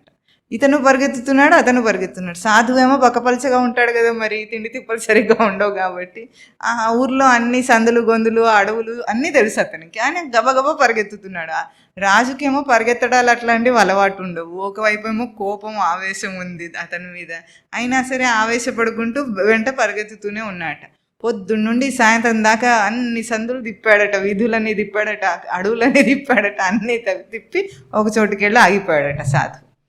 వెళ్ళిపోగానే ఇంక ఈ రాజు కూడా నెమ్మదిగా చేరుకున్నాడు. అక్కడికి చేరుకొని ఆవేశంతో దగ్గరికి వెళ్ళి పిచ్చి పిచ్చిగా తిట్టేశాడట. ఏం సాధువు, ఏం జ్ఞాని అన్నారు, ఇంత మోసం చేస్తావా నువ్వు అని వచ్చిన బూతులన్నీ తిట్టేశాడు. తిట్టేసిన తర్వాత అట్లాగే ఆయన మాత్రం శాంతంగానే ఉన్నాడు. ఊర్లో వాళ్ళు ఇదంతా చూస్తూనే ఉన్నారట. అయినా వాళ్ళు ఎవ్వరు సాధువుని పట్టుకోలేదట. ఎందుకంటే ఆయన తిక్క గురించి వీళ్ళందరికీ ముందే తెలుసు. ఆయన ఏది చేసినా దాంట్లో ఒక అంతరార్థం ఉంటుంది అని తెలుసు ఆ ఊర్లో వాళ్ళకి. కాబట్టి వాళ్ళు ఏం చేయట్లేదు. ఇట్లాంటివి ఎన్నో చూస్తుంటారు కదా. అప్పుడు అంతా అయిన తర్వాత నిశ్శబ్దంగా ఉంటే అప్పుడు ఆ సాధువు ఈ వజ్రాల ముఠ తీసి ఆయనకి ఇచ్చేసాడు, రాజుకి. ఇచ్చేస్తే అమ్మయ్య అనుకున్నాడు. ఏమనుకున్నాడు? అమ్మయ్య అయ్య ఇద్దరు గుర్తొస్తారు అలాంటి సమయంలో. అమ్మయ్య అనుకొని శాంతిగా ఉందన్నాడు. అప్పుడు సాధువు అన్నాడట, నీకేం కావాలని అడిగావు? ఏమని అడిగాడు? శాంతి కావాలని. నేనేమన్నాను? శాంతి ఇస్తాను, ఇచ్చానా అన్నాడు. ఈ శాంతి రాజుకు ముందు కూడా ఉందా లేదా?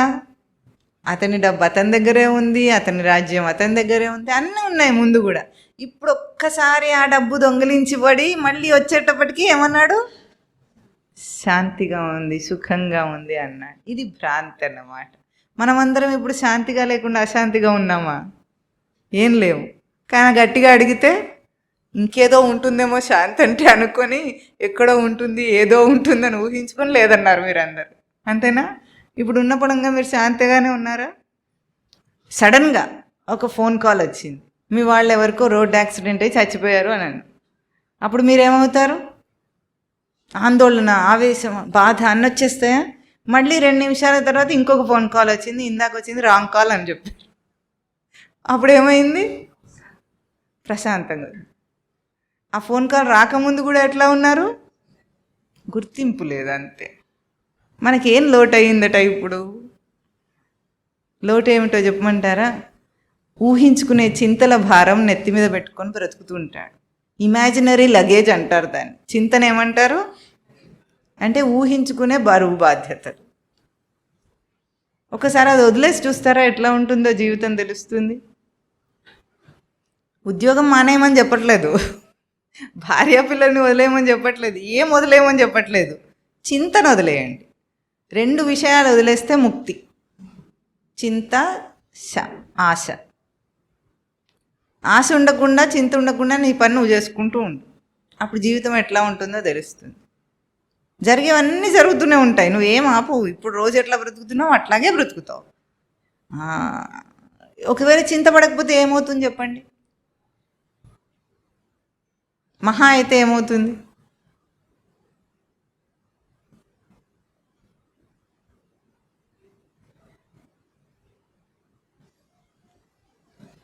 ఏమవుతుందంటే ఏమిటి? అట్లా ఎట్లా ఉంటారు? ఏదో ఒకటి అవుతుంది అనుకుంటున్నారా మనసులో?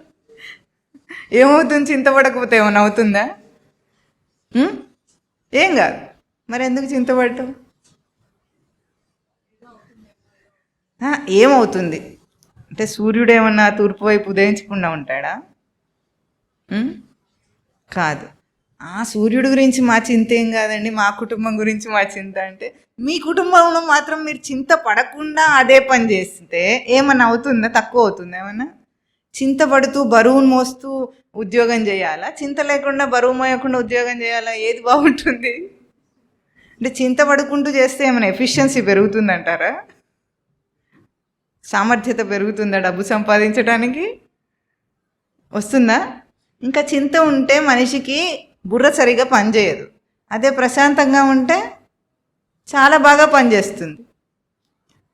ఆధ్యాత్మిక రంగంలో బ్రతకటం అంటే ఏది వదిలేయమని అర్థం కాదు. ఒక్కటే ఏమిటంటే సత్యాన్ని గుర్తించటాన్ని మార్చుకో. ఇన్నాళ్ళు ఏమనుకుంటున్నాడో అది ఇప్పుడు సత్యం కాదు. ఇన్నాళ్ళు ఏది తెలియకుండా ఉందో అది ఈరోజు సత్యం. ఇదే నిశ్చింతగా ఉండటం, ఇదే జీవితం, నిశ్చింత జీవితం. ఏమి కాదు లోకంలో, ఏమి మార్పులు చేర్పులు ఏం చేయరు, ఎవ్వరు ఏం కారు, అందరు అట్లాగే ఉంటారు. కానీ అందరు ఏమనుకుంటారు, ఆధ్యాత్మిక రంగంలోకి రావటం అంటే ఏమో భయంగా ఉంటుంది, ఏమైపోతామో ఏముంటుంది. సంసారంలో బ్రతకటం అంటే ఇందాకేమన్నారు, సంసారంలో సుఖం ఉంటుందా అంటే ఎవరికైనా కొంచెమన్నా సందేహం ఉందా? సుఖం ఉందని అనుకుంటాడు. నిజం చెప్పండి, ఎవరన్నా ఒక్కరన్నా సంసారంలో సుఖం ఉందా? ఏ రకమైన సుఖం అన్నా ఉందా? గట్టిగా పట్టుకుంటే అది సుఖంలాగా ఉంటుందా? పైకి కనిపిస్తూ ఉంటుంది. వెళ్ళి దగ్గర పట్టుకొని చూస్తే ఉట్టిదే, అన్ని పేపర్ పులే. ఇట్లా మొన్న రాగానే వీడు దాన్ని ముట్టుకొని చూసాడు, ఇది నిజమా పేపరా ప్లాస్టిక్ అని. అది చూస్తే ఎట్లా ఉంది, అందంగా నీట్గా ఉంది, కానీ ఉట్టిదే.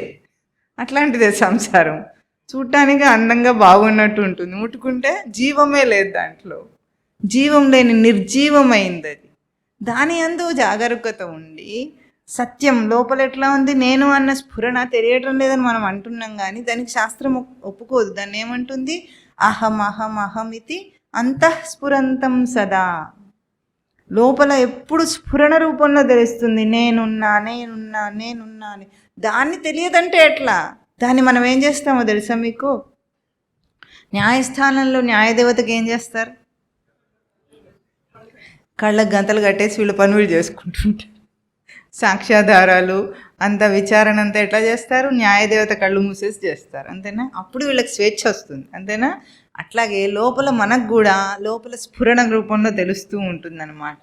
నేనున్నా నేనున్నా. మనం ఏం చేస్తాం? దానికి కళ్ళకు గంతలు కట్టేసినట్టు గంతలు మూసేసి ఇంకా దాన్ని వదిలేసి మనం ఎట్లాగైనా బ్రతుక్కోవచ్చు అనుకొని స్వేచ్ఛగా బ్రతుకుతాడు. ఆ స్వేచ్ఛలో కష్టాలు పడుతుంటాడు, కానీ సుఖంగా ఉన్నాడా ఏమన్నా? ఇంతే. అసలు ఎంత సరళమైన జీవితం అంటే ఆధ్యాత్మిక జీవితము. రేపటి గురించిన చింత మానేయండి, ఎంతో సుఖం తెలుస్తుంది. ఈరోజు ఇక్కడ మీరు సుఖంగా ఉన్నారు, సుఖ స్వరూపులు మీరై ఉన్నారు. దాంట్లో ఆవగింజలో అరభాగం కూడా సందేహం ఉందా లేదా?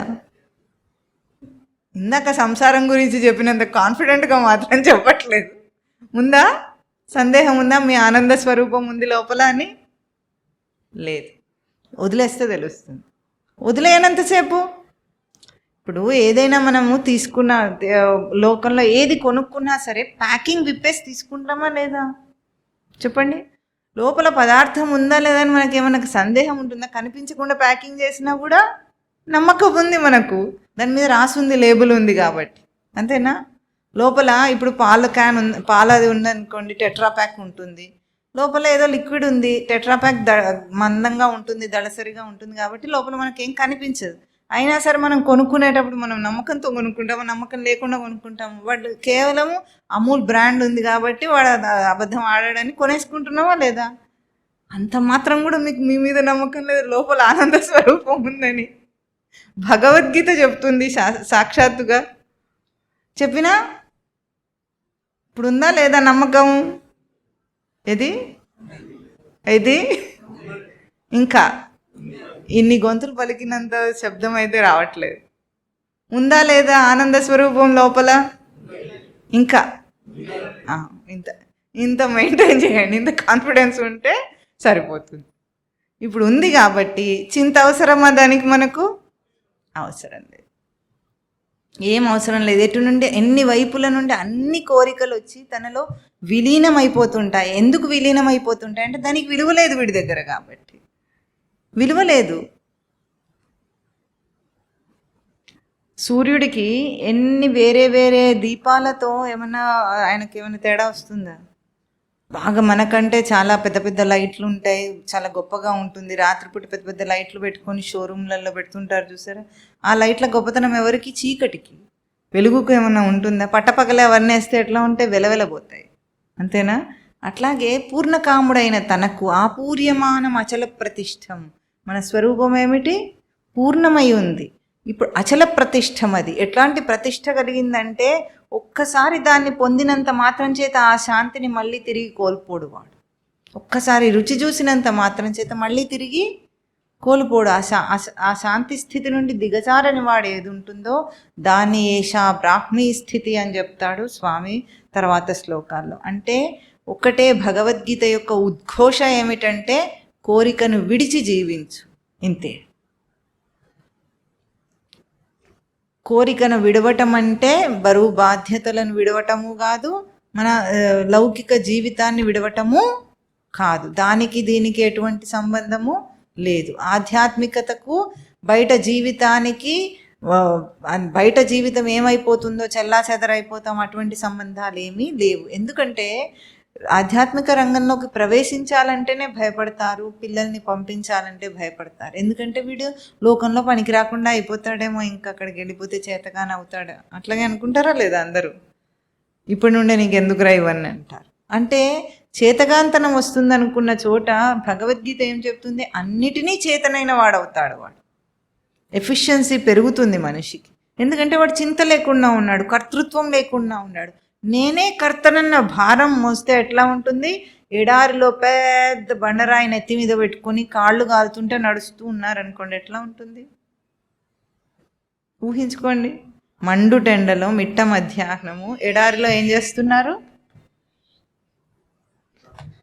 బండరాయి నెత్తి మీద పెట్టుకొని వెళ్తున్నారు. అది జీవితం. ఇప్పుడు ఎవరైనా వచ్చి మీ బండని చేతి నుంచి తీసేసుకొని మిమ్మల్ని చెట్టు కింద కూర్చోబెట్టి కాసిన మంచినీళ్ళు ఇస్తే అప్పుడు ఎట్లా ఉంటుంది? ప్రశాంతంగా ఉంటుందా? ఆ ప్రశాంతతనే భగవద్గీత ఇస్తుంది. మీ బండరాయి ఏమిటి? ఊహించుకునే బంధం. బంధం ఊహించుకుంటున్నారు, అది లేదు. అది లేదని మీకు కూడా తెలుస్తుంది. ఎట్లా తెలుస్తుంది? నిద్రా జాగరాల్లో రోజూ తెలుస్తూ ఉంటుంది మనకు. నిద్రపోయేటప్పుడు ఏదైనా బంధం ఉండుంటే కనుక మనము నిశ్చింతగా నిద్రపోతాడు ఎవరైనా? ఎంత కష్టం ఉన్నవాడైనా సరే నిద్రపోయినప్పుడు నిశ్చింతగా ఉంటాడా? చింతపడుతూ నిద్రపోతారు ఎవరన్నా? చెప్పండి. ఇప్పుడు ఒక హాస్పిటల్లో ఐసీయూలో పడుకొని ఉన్నాడు. మేలుకొని ఉంటే వాడికి ఎట్లా ఉంటుంది? దినదిన నరకం, క్షణక్షణ నరకం ఉంటుందా? నిద్ర పట్టింది, గాఢ నిద్ర పట్టింది. అప్పుడు ఏమైనా తెలుస్తోందా వాడికి? నొప్పులు తెలియటం లేదు, పైపులు తెలియటం లేదు, హాస్పిటల్ తెలియటం లేదు, దేహమే తెలియటం లేదు, నిశ్చింతగా ఉన్నాడు. అంటే మనకి ఇదంతా మన అనుభవంలో ఉందా లేదా? ప్రతిరోజు అందరు నిద్రపోతారా లేదా? కాసేపైన గాఢ నిద్ర వస్తుందా రాదా? అక్కడెందుకు ఇక్కడే వస్తుంది అంటున్నారు. రాత్రి దాకా అవసరం లేదు, ఇక్కడే వచ్చేటట్టుంది అంటున్నారా? అప్పుడు ఏమైనా తెలుస్తుందా? అంటే నిశ్చింత మనకు పరిచయం లేని విషయమా, పరిచయం ఉన్న అంశమా? బాగా పరిచయం ఉంది, కొంచెం కాదు. ఎవరైనా నేర్పించారా నిద్రపోవటము? బ్రతకటం నేర్పించారేమో, బయటగా జీవితం ఎట్లా బ్రతకటం. నిద్రపోవటం ఎవరైనా నేర్పించారా? అంటే మనకు సహజంగా తెలుసది, సహజంగా తెలిసిన విషయం. ఈరోజు మనం ఏమంటున్నాం? ఏమో వీళ్ళు చెప్పే సాధన ఎట్లా చేయాలో అంటారు. ఎంత చెప్పినా సరే తర్వాత ఇదే అంటారు మళ్ళీ చివరికి. ఇంత సాంఖ్యయోగం పూర్తయిపోతుంది, కానీ మళ్ళీ ఏమొచ్చింది? ప్రశ్న ఎక్కడుంది? మీ లోపల ఆనంద స్వరూపం ఉందా అంటే 10 సార్లు అడిగితే కానీ చెప్పలేకపోతున్నారు. ఎందుకు? ఒక్కటే కారణం, అభ్యాసం చేయకపోవటం. అభ్యాసం చేసి చూస్తే అప్పుడే అర్థమైపోతుంది. చేయకపోతే ఎట్లా అర్థమవుతుంది? రుచి ఎప్పుడు తెలుస్తుంది? ఎంతసేపటికి తెలుస్తుంది? తిన్న తర్వాత? తిన్నాక 1 గంట తర్వాత తెలుస్తుందా? వెంటనే తెలుస్తుంది, అంతేనా? రుచి చూశారు, నోట్లో పెట్టుకున్నారు కాబట్టి వెంటనే తెలిసింది. ఇది మరి ఎట్లా తెలియాలి? చేస్తే ఎప్పుడు తెలుస్తుంది? వారం తర్వాత రిజల్ట్స్ వస్తాయా? పరీక్ష రాస్తే ఎప్పుడుకో రిజల్ట్స్ వస్తాయి చూడండి, అట్లా వస్తుందా ఇదేమన్నా? చేస్తే వెంటనే అనుభవం వచ్చేటట్టు దేహం రచించబడింది. ఏదైనా వెంటనే వస్తుంది. వేడి ముట్టుకున్నాం అనుకోండి, వెంటనే కాలుతుందా? కాసేపటికి ఆగి కాలుతుందా? వెంటనే కాలుతుంది. ఏదైనా సరే దేహంతో ఏదైనా వెంటనే అవుతుందా లేదా? మనసుకి కోపం వచ్చిందనుకోండి, తిట్టగానే వెంటనే వస్తుందా? గంట తర్వాత వస్తుందా? తిట్టు విన్న వెంటనే వస్తుందా లేదా? అంటే దేహంకు సంబంధించి ఏదైనా సరే వెంటనే అనుభవం వస్తుందా, రావటం లేదా? ఆఫ్టర్ ఆల్ దేహానికే ఇట్లా ఉంటే తన లోపల స్వరూపం గురించిన అనుభవం రావటానికి అసలే టైం పట్టదు, వెంటనే అవుతుంది. కానీ మనం ఏం చేస్తున్నాం? అభ్యాసం అనేది చేయటం లేదు.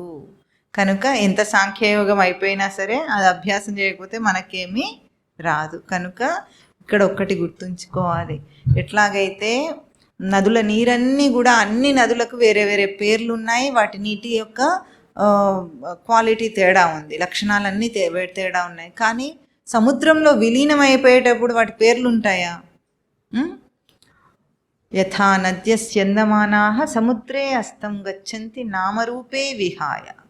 ఎట్లాగైతే సముద్రపు నీరట నది నీళ్ళన్నీ కూడా సముద్రంలో చేరి గంగా, గోదావరి, బ్రహ్మపుత్ర, కావేరి ఎన్నో నదుల నీళ్ళన్నీ కూడా చేరిపోయి వాటి వాటి పేర్లన్నీ వదిలేస్తాయి, వాటి రూపాలన్నిటినీ వదిలేసి అవన్నీ కూడా సముద్రపు నీరుగా మారిపోతాయి. ఎట్లాగో తథా నామరూపాత్ విముక్త పరాత్పరం పురుషముపైతి దివ్యం తథా విద్వాన్ నామరూపాత్ విముక్త. విద్వాన్ అయిన వాడు ఏం చేస్తాడు? నామరూపాలను వదిలేసి పరాత్పరం పురుషముపైతి దివ్యం పరాత్పరుని యందు విలీనమైపోతాడు. అట్లాగే కోరిక లేని స్వరూపమే అట్లా విలీనమయ్యే స్వరూపం. అన్ని కోరికలు కూడా తనను చేరుకుంటాయట. ఇంకా తనలో ఏ ఆకర్షణ కలగదు. వాడికి ఏ ఆకర్షణ కావాలి అన్నది లోకంలో దేని మీద ఉండదు దాన్ని పొందినప్పుడు. అటువంటి కౌస్తుభం అని అంటారు దాన్ని. సంత్యజ్య హృద్గుహేశానం దేవమన్యం ప్రయాంతియే తే రత్నం అభివాంచంతి త్యక్వా హస్తస్థ కౌస్తుభం అన్నాడు. అంటే చేతిలోనేమో కౌస్తుభం అని ఉందట వీడికి, హస్తస్థ కౌస్తుభం. చేతిలో కౌస్తుభం అని ఉంటే వీడేం చేస్తున్నాడు? కౌస్తుభం అని నేను పక్కన బారేసి వీధిలో రోడ్డెంబడి ఉన్న గాజురాళ్ళు ఉంటాయి చూసారా, గాజు పెంకుల కోసం పరిగెత్తుతున్నాడు. అట్లాగే లోపల ఉన్న హృద్గృహేశానం సంత్యజ్య హృద్గృహేశానం, లోపలే ఉన్న ఆ దైవస్వరూపాన్ని వదిలిపెట్టి ఎక్కడెక్కడో వెతికి ఏదేదో వెతుకుతున్నాడు. ఆనంద స్వరూపం లోపల ఘని రూపంలో ఉంది, ఆనంద ఘని ఉంది. చైతన్య సద్ఘనం చిద్ఘనం ఆనంద ఘనం అన్న స్వరూపం లోపల ఉంటే దాన్ని వదిలేసి ఎక్కడో ఏదో ఉంది ఎక్కడో ఏదో ఉందని వెతుక్కుంటూ అది విడిచిపెట్టడానికి కూడా భయపడుతున్నాడు మనిషి. జాలి లేదు. ఇట్లాంటి పరిస్థితి చూస్తే శాస్త్రానికి కూడా జాలేస్తుందట జీవుడి మీద. ఏం చెప్పాలి వీడికి ఇంకా? కనుక జీవితంలో పరివర్తన రావాలి, మార్పు రావాలి. ఏ మార్పు? దేని యందు ఇంతకాలం నిద్రతో ఉన్నామో దాని యందు జాగరూకత రావాలి.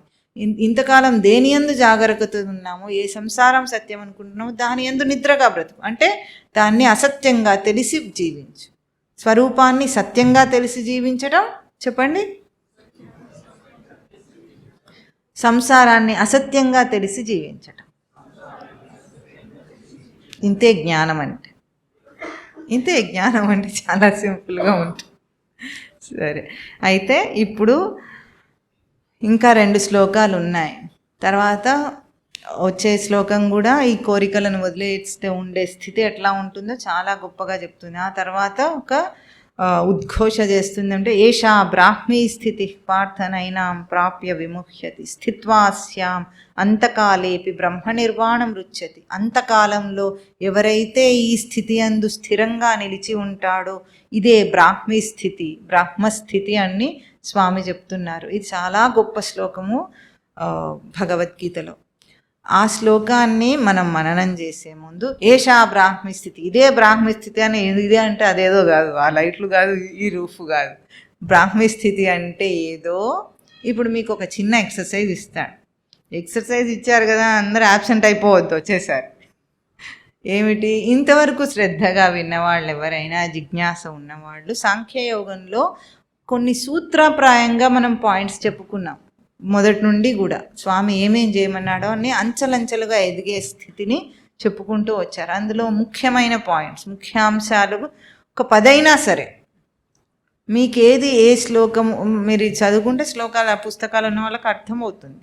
ఆ శ్లోకాలు అర్థం చదువుకొని మీకు ముఖ్యమైనవి స్వామి ఏవి ఆచరణకు తీసుకోమని చెప్పినట్టు మీకు అనిపిస్తుందో 10 పాయింట్లైనా సరే వాటిని రాసుకొని రండి. ఆ తర్వాత వీడే నోట్స్ ప్రిపేర్ చేసి మీకు ఇస్తాడు, సాంఖ్యయోగం యొక్క సారాంశం ఏమిటని. అయినా సరే మీరు అది చేస్తే అప్పుడు ముందుకెడితే కర్మయోగానికి వెళ్ళటం. సాంఖ్యమార్థంగా కూడా కర్మయోగం ఎవరు ఏం చేయలేరు, కర్మను ఆచరించలేడు. జ్ఞానం లేకుండా కర్మ ఆచరణ జరగదు. కనుక అది మనము ముందుకెళ్ళటం, అది మననం చేయటం అంటారు. పోయిన వారం చెప్పుకున్నామా, శ్రవణము మననము నిధిధ్యాసనం అని. మననం చేస్తే మీకు రూఢి అవుతుంది, లేకపోతే మర్చిపోతారు. ఏం చెప్పారో అంతా మర్చిపోతారు కొన్నాళ్ళకు. కనుక దాని మీద కొంతసేపు అభ్యాసం చేసి పుస్తకం తీసుకుని వెనక చదవండి. పుస్తకాలు ఎంతమందికి ఉన్నాయి?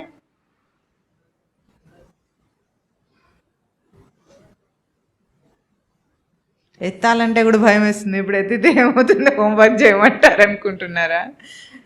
ఇంకొకటి ఏమిటంటే మీకు ఒక ఆప్షన్ ఉంది, నాకు ఒక ఆప్షన్ లేదు. ఏమిటో తెలుసా? మీరు రావాలా వద్దా మీ ఇష్టం. నాకు అది ఉందా? లేదు, వచ్చి తీరాలి. అటెండెన్స్ కంపల్సరీ ఎవరికి ఇక్కడ? వీడికి. మీకు హోంవర్క్ ఇచ్చారంటే రేపు యాబ్సెంట్ అనొద్దు. చేస్తారా అట్లా? చెయ్యరని ఊహించుకుంటాడు వీడు. చెప్పండి. యా నిశా సర్వభూతానాం తస్యాం జాగర్తి సంయమి